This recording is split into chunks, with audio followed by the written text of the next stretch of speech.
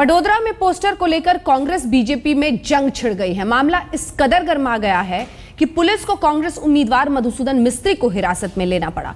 मोदी के खिलाफ चुनाव लड़ रहे मधुसूदन मिस्त्री का आरोप था कि पूरा शहर मोदी के पोस्टर से अटा पड़ा है। उन्हें पोस्टर लगाने के लिए जगह ही नहीं दी जा रही है। हद तो तब हो गई जब मिस्त्री खुद खंबे पर चढ़कर अपनी ही पोस्टर चिपकाने लग गए।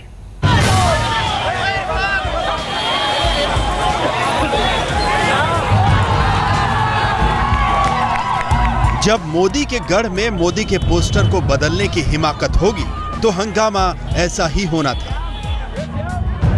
कभी बीजेपी का हिस्सा रहे मधुसूदन मिस्त्री पूरे दल बल के साथ मोदी का पोस्टर उतारने पहुंच गए। वजह है सड़क के बीचों बीच बिजली के खंभों में पोस्टर चिपकाने की जगह।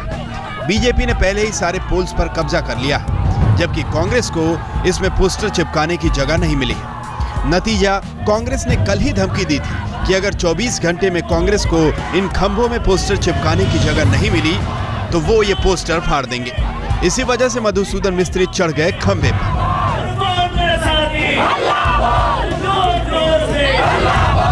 इसकी सरकार डरती है और सरकारी तंत्र के हिसाब से नरेंद्र मोदी वडोदरा से चुनाव जीतना चाहता है। हालांकि पुलिस भी तैयार थी, तुरंत उन्हें हिरासत में ले लिया गया।